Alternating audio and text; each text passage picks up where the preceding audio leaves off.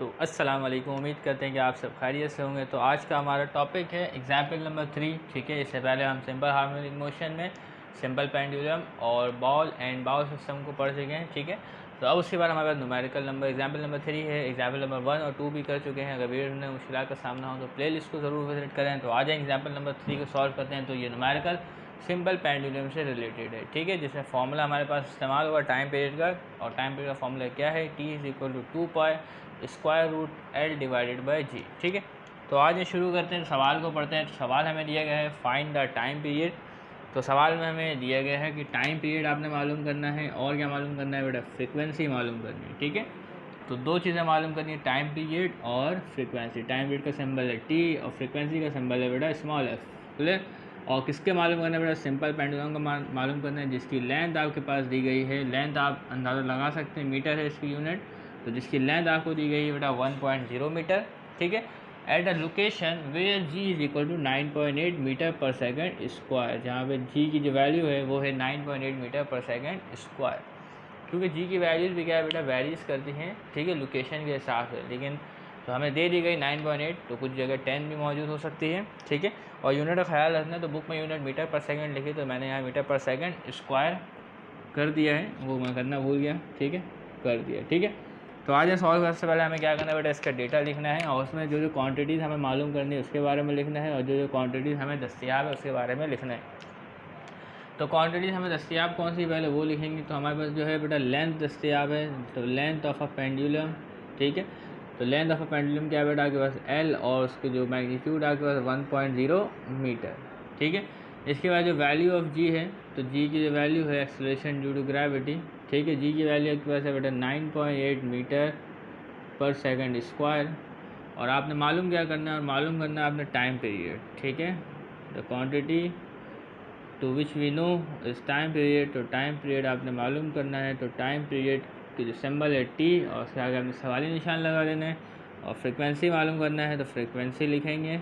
ठीक है, और उसके आगे फ्रीक्वेंसी का सिंबल F, और उसके आगे भी सवालिया निशान। ठीक है, तो अब आ जाए सोल्यूशन करते हैं, और सोल्यूशन की तरफ बढ़ते हैं। तो सबसे पहले मालूम करना है हमें टाइम पीरियड, तो फॉर टाइम पीरियड, और टाइम पीरियड के लिए फॉर्मूला क्या है वो लगाएंगे, और टाइम पीरियड हम मालूम कर लेंगे। ठीक है, तो टाइम पीरियड का फॉर्मूला हमारे पास मौजूद है बेटा, आप जानते ही हैं, T = 2 पाई, सिंपल पेंडुलम में पढ़ा था, L डिवाइडेड बाई G। तो इस फॉर्मूले में आपने तमाम वैल्यूज़ को रखना है। और पाई की वैल्यू क्या होती है बेटा, पाई की वैल्यू होती है 22/7। तो अगर इसको डिवाइड करते हैं तो आपके पास आएगा 3.141 या 3.142। ठीक है, तो 2 मैं यहाँ लिखता हूँ, और पाई की वैल्यू मैं यहाँ लिख देता हूँ क्या बेटा, 3.142, या आप इसी जगह आप लिख सकते हैं 22/7। ठीक है, तो पाई बराबर होता है बेटा 22/7। जिसको डिवाइड कर लें तो आपके पास आएगा 3.141 या 142 जो भी। ठीक है, क्लियर है? तो मैंने यहाँ पे पाई की वैल्यू डायरेक्ट लिख दी 3.142। ठीक है, बुक में शायद 1 लिखा हुआ, तो 1 लिख देता हूँ। उसके बाद क्या है बेटा, आपने ये सब तमाम चीज़ें मल्टीप्लाई में है, तो ये स्क्वायर रूट लग गया। और L की वैल्यू क्या है बेटा, आपके पास 1.0 मीटर है, और G की वैल्यू क्या है बेटा, 9.8 मीटर पर सेकेंड स्क्वायर है। ठीक है, इसके बाद आपने करना है बेटा मल्टीप्लाई। ठीक है, तो 2 मल्टीप्लाई होगा आपके पास 3.141 से, तो आपके पास जो वैल्यू आएगी उसको आपने इस्तेमाल करना है 3.141। तो वैल्यू आ जाए हमारे पास 6.282। ठीक है, अब उसके बाद आपने स्क्वायर रूट के साथ जो फ्रैक्शन मौजूद है अंदर उसको सॉल्व करना है। तो स्क्वायर रूट का बटन दबाएंगे और फ्रैक्शन का बटन दबाएंगे, और लिखेंगे 1.0 डिवाइडेड बाय 9.8। तो उसके बाद जो हमारे वैल्यू आती है, वो हमारे पास जो वैल्यू है वो है 0.319। ठीक है, तो आप 0.319 को मल्टीप्लाई करेंगे 6.282 से, तो आपके जो टाइम पीरियड आता है वो आपके पास आता है बेटा 2.00 सेकेंड। ठीक है, तो टाइम पीरियड आ गया हमारे पास, क्लियर है? अब इसके बाद हमें मालूम करनी है बेटा फ्रीक्वेंसी। तो फॉर फ्रीक्वेंसी, तो फ्रीक्वेंसी के लिए फॉर्मूला क्या है हमारे पास, F = 1 डिवाइडेड बाई T। ठीक है, तो 1 T की जगह आपने लिखना है 2.00। ठीक है, क्योंकि टाइम पीरियड की वैल्यू यही है आपके पास। जब आप इसको डिवाइड करेंगे 1 डिवाइड बाई 2 को, तो आपके पास आएगा बेटा 0.5 हर्ट्ज़। ठीक है, ये फ्रीक्वेंसी की क्या है आपके पास यूनिट है। ठीक है, क्लियर है? तो टाइम पीरियड क्या है बेटा, time is required to complete 1 vibration. तो सिंपल पेंडुलम को 1 वाइब्रेशन करने में कितना टाइम लग रहा है बेटा, 2 सेकेंड लग रहा है। और इसकी फ्रीक्वेंसी क्या है, फ्रीक्वेंसी क्या होता है कि number of vibration in 1 second तो 1 सेकंड में कितना वाइब्रेशन हो रहा है आपके पास? 0.5 वाइब्रेशन हो रहा है। तो मिसाल से भाई ये एक सिंपल पेंडुलम है, समझ लें। हमने यहाँ डिस्प्लेस किया इसको, ठीक है। तो ये एक बार इधर गया, ठीक है, और फिर वापस इधर आया, तो ये हुआ आपके पास एक वाइब्रेशन, ठीक है। तो ये एक वाइब्रेशन करने में जो आपके पास टाइम लगा वो लगा 2 सेकंड, ठीक है। और 1 सेकंड में कितना वाइब्रेशन हो रहा है आपके पास? हाफ वाइब्रेशन हो रहा है, ठीक है, क्लियर है। तो 1 सेकंड में बेटा कितनी वाइब्रेशन है आपके पास? 0.5, ठीक है। और टाइम पीरियड क्या बताता है कि आपके पास जो कंप्लीट वाइब्रेशन करने में कितना वक्त लगा। तो इससे एक एग्जाम्पल नंबर 3 सॉल्व हो गया। तो बढ़ते हैं एग्जाम्पल नंबर 4 की तरफ। तो एग्जाम्पल नंबर 4 मौजूद हमारे पास और सवाल लिखा हुआ है। तो आज इस सवाल को पढ़ते हैं और इसको सॉल्व करते हैं और इसमें मालूम क्या करना है उसे समझते हैं, ठीक है। तो हमें दिया गया है बेटा pendulum clock with a pendulum. तो एक पेंडुलम क्लॉक है जिसमें पेंडुलम मौजूद है और measuring out the passing of a second. तो वो जो सेकंड जो पास हो रहा है उसको क्या करता है बेटा? पेंडुलम मेजर करता है, ठीक है।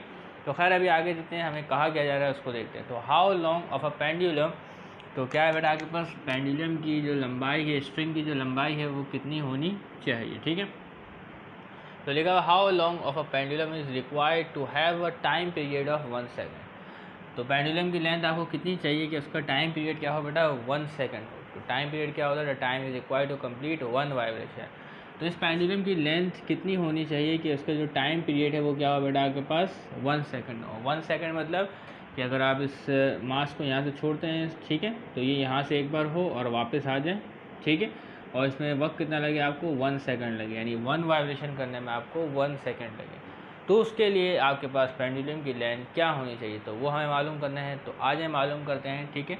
और तमाम वैल्यूज़ आपको दी गई हैं, जी की वैल्यू भी आपको दे दी गई है, ठीक है। तो सबसे पहले क्या लिखना है आपने? डेटा लिखना है और डेटा में जो सवाल जो आपके पास वैल्यूज़ मौजूद है उनको लिखना है, ठीक है। तो डेटा में आपके पास जो वैल्यू है वो है बेटा सबसे पहली टाइम पीरियड, ठीक है। तो टाइम पीरियड आपके पास कितना है बेटा? 1 सेकंड है, ठीक है। यानी 1 वाइब्रेशन करने में आपको कितना वक्त लगे बेटा? 1 सेकंड लगे। इसके बाद जो ग्रेविटी की वैल्यू आपको दी गई, जी की वैल्यू मैं यहाँ पे शॉर्ट पर लिखता हूँ 9.8 मीटर पर सेकंड स्क्वायर, ओके। और इसके बाद जो फॉर्मूला हमारे पास क्या है बेटा? वो 2 pi square root L divided by G है, ठीक है। और इसमें हम लिखेंगे बेटा जो हमारे पास एल की वैल्यू है उससे हमें मालूम करना है। तो लेंथ की वैल्यू क्या करना है बेटा? हमें मालूम करना है लेंथ ऑफ अ पेंडुलम, ठीक है। तो सोल्यूशन लिखेंगे और उसके बाद सोल्यूशन और उसको सॉल्व करते हैं, ठीक है।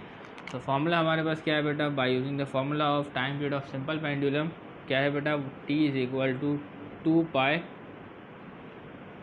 Square root L divided by G, ठीक है।